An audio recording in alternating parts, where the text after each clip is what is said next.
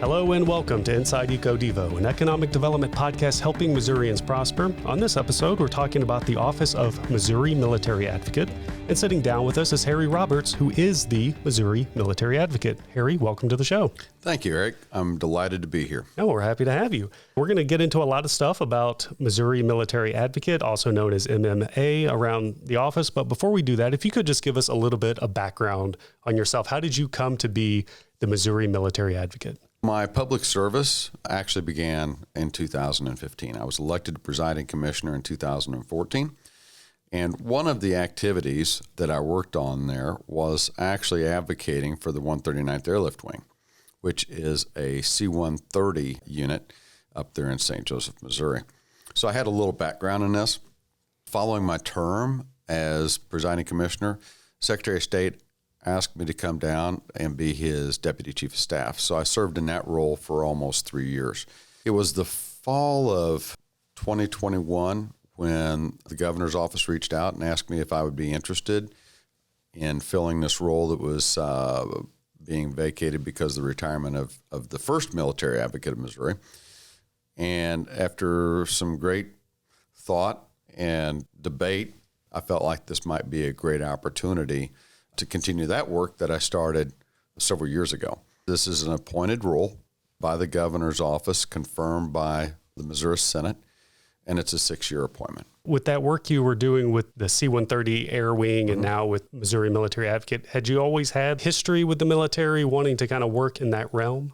Well, I grew up actually wanting to serve in the military. However, it didn't come to pass, like a lot of things in life don't come to pass. But when I served as the presiding commissioner up there, I knew the impact that the 139th Airlift Wing had on not only the county, but the city of St. Joe, actually all of Northwest Missouri, because you have almost 1,200 folks that work there, as well as the northeastern part of Kansas. When you think about that, I mean, all of us take our citizenship to different levels. Myself, there isn't a day that I don't wake up and consider myself fortunate to be a citizen of this country and a resident of Missouri.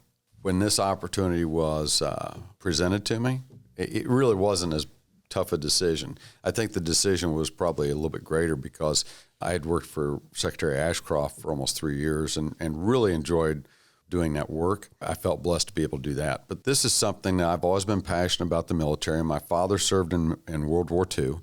He actually was in Tokyo Bay and watched from his ship. He had a clear shot to watch the signing of the Instrument of Surrender. All these freedoms that we have today are because somebody was willing to put their life on the line for us.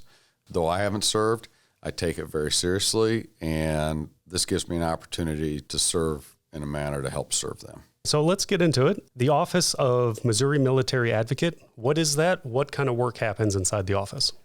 Well, from a 20,000-foot view, our priority is to make sure that we maintain all of our installations, missions, and personnel from a military standpoint here in Missouri. It's a very big deal. Then the tentacles continue to spread out, if you will, and that's dealing with defense contractors. Obviously, the biggest defense contractor in the state of Missouri is going to be Boeing.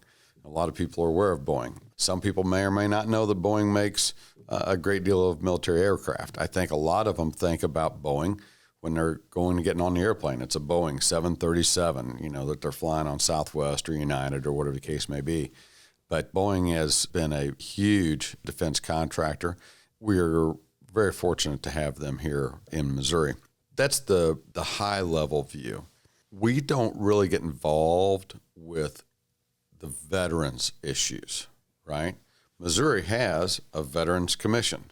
Now, when people call us and have a veterans question, we do, I think, an excellent job of getting them referred to the Veterans Commission to help them with whatever their issues are. So mine's more around the mission, the personnel, both active and guard, and reserve as well, here in Missouri. It's more about maintaining the strength that we have in Missouri versus, like I say, some of the veterans issues. Okay. So kind of give me an example, or the listeners an example of the kind of work that goes into like maintaining an installation or working with active service members. Like what kind of things are being done? And I'm sure some of that is maybe hush hush, can't really talk about details, but like give us an idea if you could. So when I talk about maintaining those installations, what I'm talking about is being able to keep those here in Missouri, not actually the maintenance of aircraft and different things like that. It is very competitive out there. There's a number of states that would love to have the missions that we have here in Missouri. So things that aren't secret, right? We have the B-2 mission at Whiteman Air Force Base. It's the only place that we have B-2s in the United States. Now, that will change because it'll be a next generation stealth bomber coming in. And the plan is already to locate those in approximately 3 states. But we also have A-10s over at Whiteman. We have at Fort Leonard Wood several missions down there, and that's more on the Army side. But we also have Marine installation down there. But when you think of military police training, Fort Leonard Wood is the premier one in the United States, as well as basic training. And there's other states that would like to steal that training mission from us. So it's very competitive. Missouri ranks around 11th in defense spending in the United States. So we got 50 states, we're 11th, we're on the good side of that, and we want to stay there. So when I talk about maintaining that, I spend a great deal of my time going to Washington and spending time with our congressional delegates. So our House members and our senators out there. I do spend quite a bit of time at the Pentagon as well. But that's when we talk about maintaining, it's to keep them here. That's what I mean by maintain. Okay. So in that regard, would it be accurate to say it's kind of like retaining a business in Missouri? There's like an economic impact with having these installations there because of Boeing and I'm guessing some other kind of financial incentives and whatnot. There is a huge economic impact in the state of Missouri. If you look at it at a whole, I would say on average, it's over $12 billion a year of federal spending in Missouri that goes into installations, defense contractors. And when you think about that, that's a big number. It ends up being over 3% of Missouri's GDP. Of that $12.2 billion, $10 billion it fluctuates between 8 and 10 billion for defense contracts. It's still a few billion from the installations and the personnel. And when you think about the number of personnel, over 42,000 defense personnel, active, National Guard, Reserve, and civilian that are connected with defense in Missouri. Yeah, I was going to ask, how does the Office of Military Advocacy tie back to economic development? But what you just said is the reason why this office is embedded in DED. Absolutely. And there's a lot of other things that go into that. Today, we're only going to scratch the surface. But when you think about military families on the active side, they move a lot, right? So we have folks move here from Virginia, Georgia, Arizona, because this is where they get assigned. And they'll serve here for a couple of years and they move on. Well, there's a lot of things people don't think about. That spouse has to find a new job because today we live in a world that both parents work. If they're not in the military, if the spouse is not in the military and they don't get assigned here as well, they most likely have to find their occupation at the new base. So they have to deal with those things. So one of the things that we've done in Missouri over time, and this happened before I was here, we opened up, loosened our licensing requirements to assist with those families that are moving into Missouri so that it's not as hard for them to find work because you don't want to get lost in a shuffle of 9-10 months on trying to get a license transferred so that you can go to work, and then you leave following that in another 13-14 months. It's a very bad situation. So Missouri is also working on being more friendly to military personnel. And we'll probably talk a little bit about that later, but ultimately we work on those things too. So I deal with the state legislature to try to enhance the experience for those military personnel in Missouri. When you think military, you think of all the toys that they have, the deployments and all that, but the family and those associated, they're working in those communities, they're shopping in those communities. There's a big base, has a lot of people, that's a lot of finances that are going into a community. Like I say, there's a lot of tentacles to this. We just completed our Missouri Friendly Resource Guide, but it's out there online so that folks that are coming here and folks that are already here can find out more about how to get your car license and where there's parks and recreation. I mean, there's a life outside of working as well, right? Right. So just going to pull it back to the office. I mean, right at the top, you had listed out a, kind of high level view stuff. Is there, whether it's like a bulleted list or details you want to give, like the goals of the Office of Military Advocate, what would be those goals or what your task would do? I know you kind of touched upon it, but just kind of getting a little deeper into So we serve as the liaison between the state and the federal branches of the government. Our overall job, again, is to preserve and expand military installations and missions. We want to improve the quality of life for our service members and their families. We want to enhance the defense industry, so we want to grow that defense industry here in Missouri. And then I'm also the executive director of MPEC, which is the Missouri Military Preparedness and Enhancement Commission. Okay. Can you tell us a little bit more about MPEC? Sure. So MPEC, once again, is the Missouri Military Preparedness Enhancement Commission. It was created to really out of a defense nature because of BRAC. And BRAC is base realignment and closure. And what happens with BRAC is when the military and Congress look at the budget and say, oh, we've got to reduce spending. And so they do their evaluations and they basically close a base somewhere. Now, we haven't had a BRAC for quite some time, but it used to be a little bit more normal as the military was being downsized. So then they created this position of the military advocate in 2015. So it followed that commission, but the MPEC commission it can be made up of 11 members, 7 of which can be appointed by the governor and then confirmed by the Senate. 4 of them are actually members of Missouri House and the Missouri Senate, 2 from the House, 2 from the Senate. So right now, currently, we have 6 members that are appointed by the governor and then the 4 from the Missouri House and Senate. So that's the commission.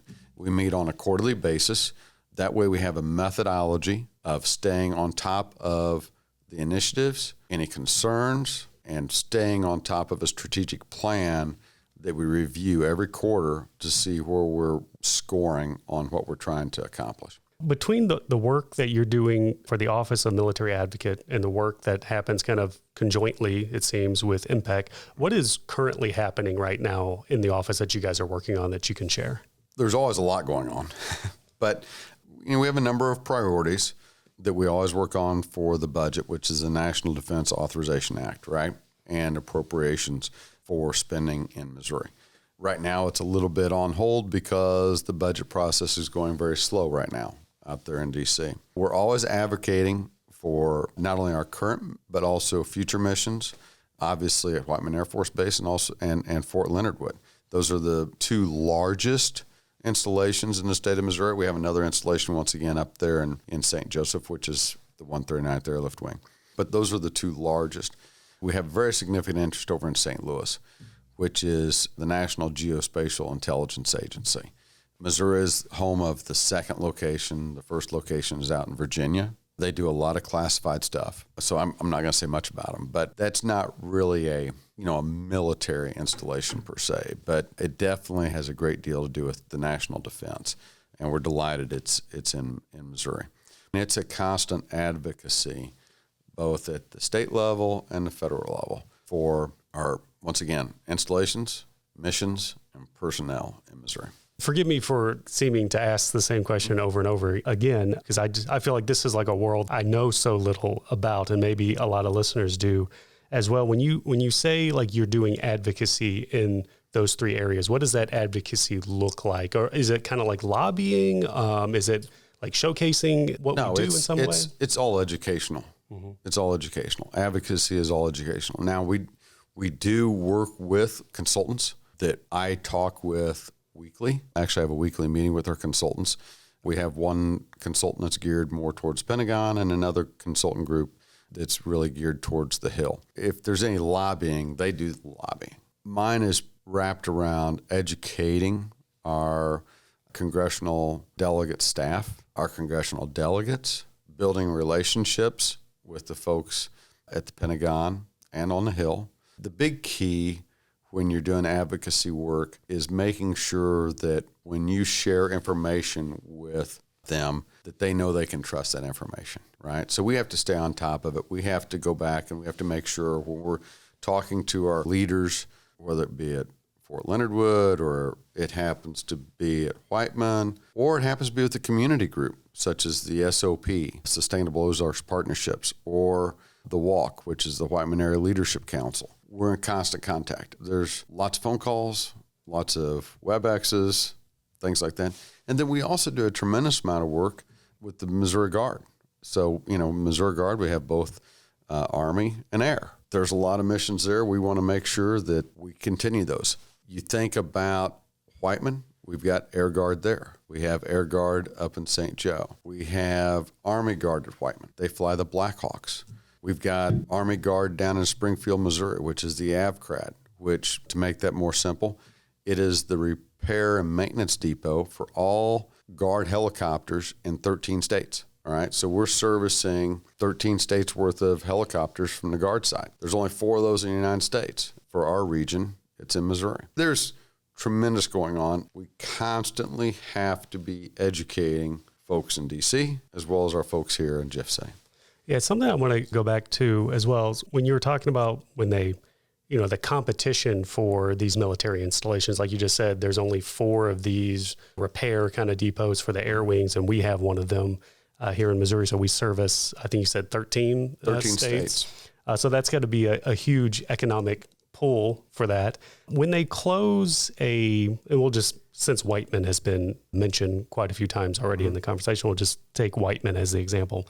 Let's say they close Whiteman here in Missouri. Does it move like a business? Like, okay, we're closing Whiteman here, now we're opening it in Nebraska or something? Well, it could. Let me back up there. Think about opening a location. There's hardly ever a location opened up. But let me put it how competitive it is. If Offutt Air Force Base up in Nebraska were to get another mission, it's coming from somewhere else. So that means some other state most likely is losing it unless they were condensing another location. When you think of the 131st at Whiteman, it used to be in St. Louis, but now the bulk of what they do is at Whiteman. They used to fly the F-15 in St. Louis. Now they fly the B-2 at Whiteman. So that mission changed, but they moved that unit across the state. Gotcha. Several years ago. In this environment that we're in, you don't gain a mission without another place losing it. And it might not be accurate to equate it to a business moving or a business, expanding or whatever. But since that's kind of what we deal with in this podcast, I'm trying to find something to kind of like relate it to what we normally talk about. I definitely, here's how I'd relate it to this. Let's say you've got a business in Missouri and they're also located in Georgia. And they turn around and say, you know what? Our headquarters is in Missouri, but we think we want to move that headquarters to Atlanta. That's what it's like. All of a sudden, boom, they're out of Missouri, they're in Atlanta. So very similar. And then are you working on or have some kind of advocacy for new bases? I think you said like there's not really new bases opening up, but if it did, would you be We're working always looking for them? new missions. Mission. So when you say mission, what do you mean by mission? All right. The simplest way to explain that is the mission for the 442nd. All right. That's a reserve unit. It is located over at Whiteman. They fly the A-10s. All right. The A-10 is a mission-specific type aircraft. It's low ground cover. It's not a big bomber. It's got cannons on it. I like to call it the air tank. I mean, it's been called the Warthog, and they're an awesome aircraft. But it's part of the plan of the Air Force, and I believe it's in the NDAA, last year's NDAA, that it's going to be retired in 2028. So it'll be a legacy aircraft. We won't have providing our defense anymore after that. Now, that could change between now and then, right? Because sometimes things do change, but they've been trying to retire that aircraft, the Air Force has, for a number of years. And it's in effect, it's in a plan. So the question becomes, what's the next mission for the 442nd? We're working on that. Gotcha. Keep those guys employed. I mean, they wouldn't just not be in the military, but what their specific job title, Actually, is. a lot of them may not be. if that mission goes away and there's not one to replace it, most of those people are probably just going to move on. And when a mission either comes or does not come to a Missouri military installation, how does that impact like the economic side of all that? Well, I couldn't really put a number to it, but it has great impact. You take, for instance, the 442nd. They have 1,300 people involved in that mission over there at Warrensburg. So that's tremendous. I mean, I haven't looked at what the total economic impact is of the 442nd, but 1,300 people, it's in the hundred millions. So a big impact to the economic. It's a huge impact. Yeah.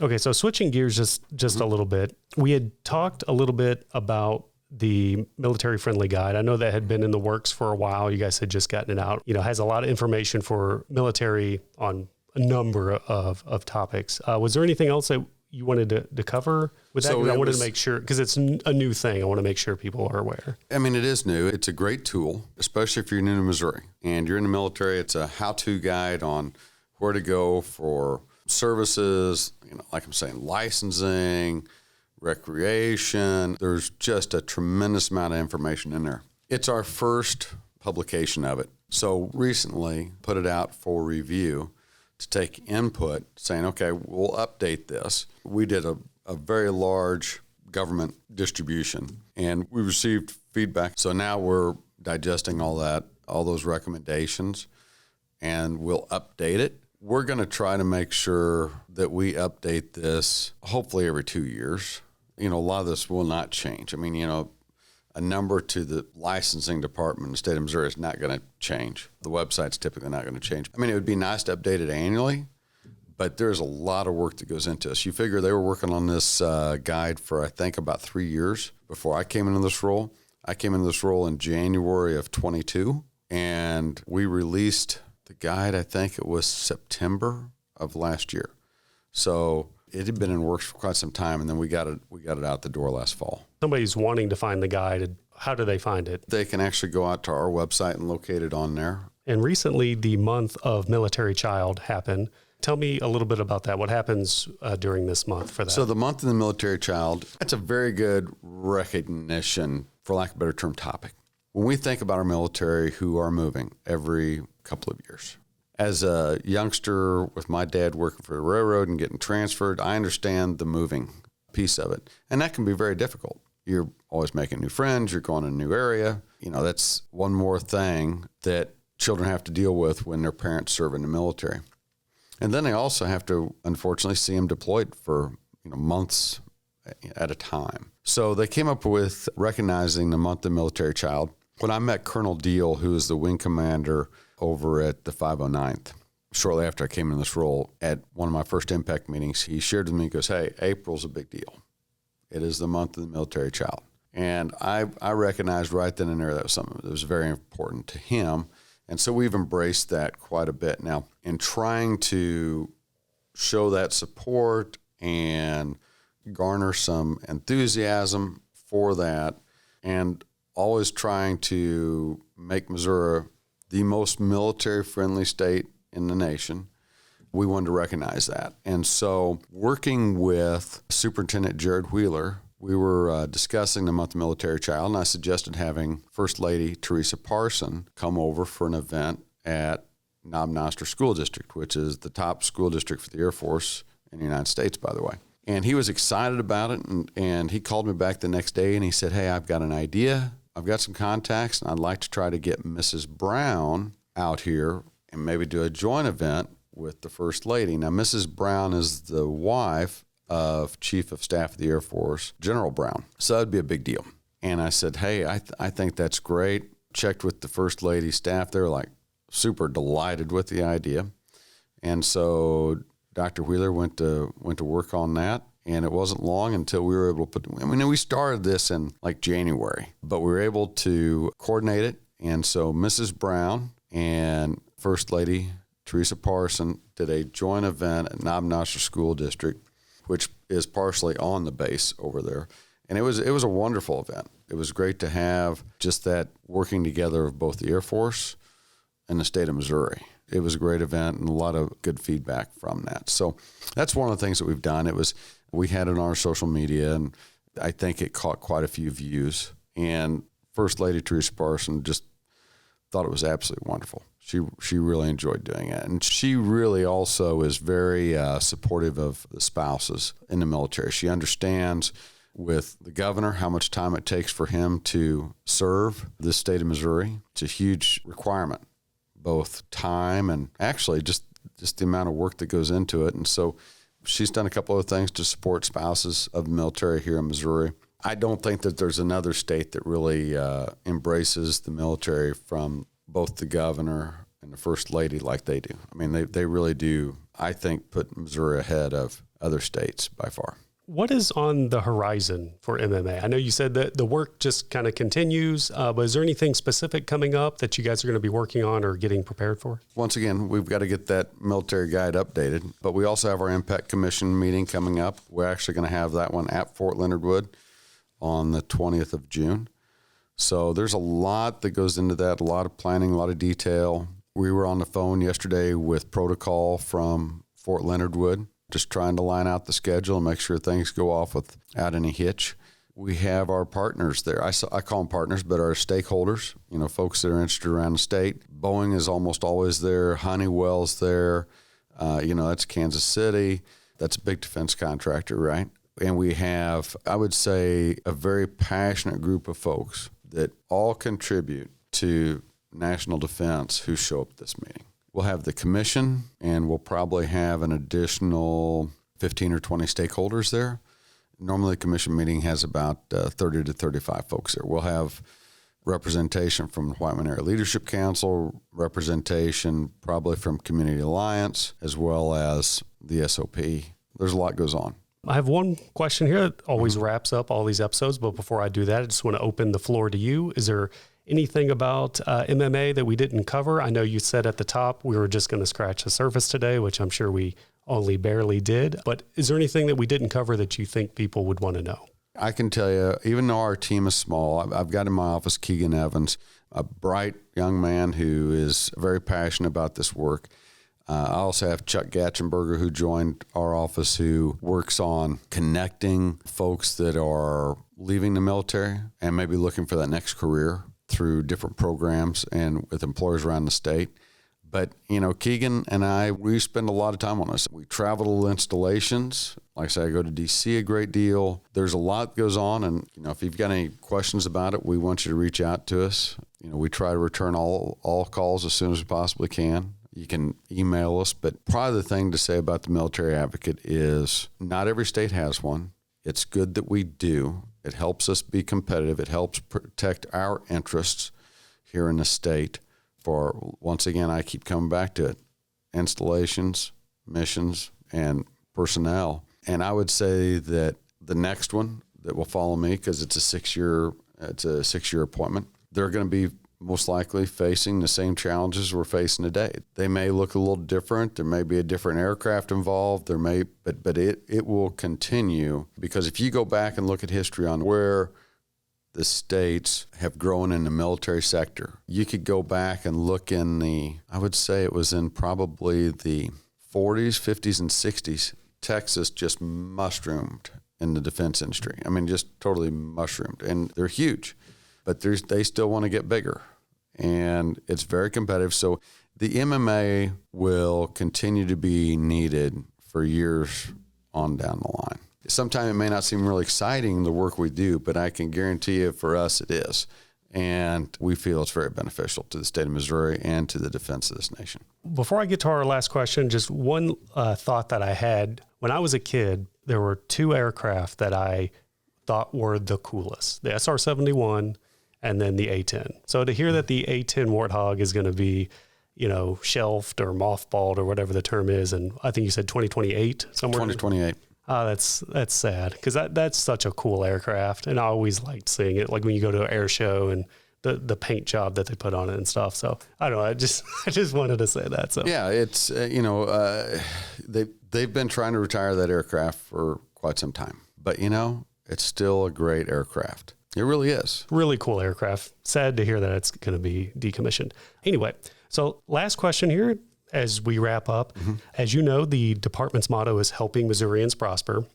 So how does the work of the Missouri Military Advocate and the work that you do in relation to that, how does that help fulfill that motto? I think we could probably go back to what I was talking about earlier, and that is defense spending in the state of Missouri is over $12 billion. I think that has a great economic impact to the state of Missouri.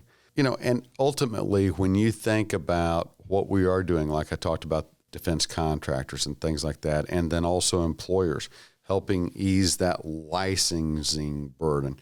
So what we do extends beyond what you'll see on the basis of those installations, right? Because we're helping make life better for them, helping them be able to get to work easier, or be able to get that job easier, I guess you might say, because if licensing if that barrier is out of the way, then that's helping the economy. I mean, everything we can do to help with the quality of life for our personnel, it's going to improve the participation in Missouri, right? They're going to want to come to Missouri because you do put in for missions, right? You put into where you want to be assigned. Doesn't mean you're going to get it. If we continue to be even more friendly to the military in the state of Missouri, we're going to attract people. And then when you think about the fact, hey, okay, I'm retiring. I've put in 25 years in the military. I'm going to retire. Where do I want to live? Well, we want to keep them in Missouri. They're great citizens. They have an income. They've got a retirement. We'd love to keep them in Missouri. Our reach goes beyond those installations. But when you do that, if you're growing that population with retirees, you're definitely helping the economy of Missouri. So there's probably more tangents I could go into. When the legislation created this position, they actually could have put it in a number of places. They chose to put it in economic development. Everything we do plays an impact in the economy of Missouri. Absolutely. Harry, thank you for taking the time to sit down and give us all this great information. I know it's super busy, so we appreciate it. Once again, delighted to be here. Appreciate it very much. Thank you. Thank you for listening to this episode of Inside EcoDevo. We have great episodes coming your way every 2 weeks, so be sure to subscribe. Also, we want to hear from you, our listeners. Tell us what economic development topics you want to hear more about. This helps us fulfill our motto of helping Missourians prosper by bringing content to our listeners that they want to hear. Leave a comment on an episode or send an email to ded.communications@ded.mo.gov and stay tuned for more Inside EcoDevo.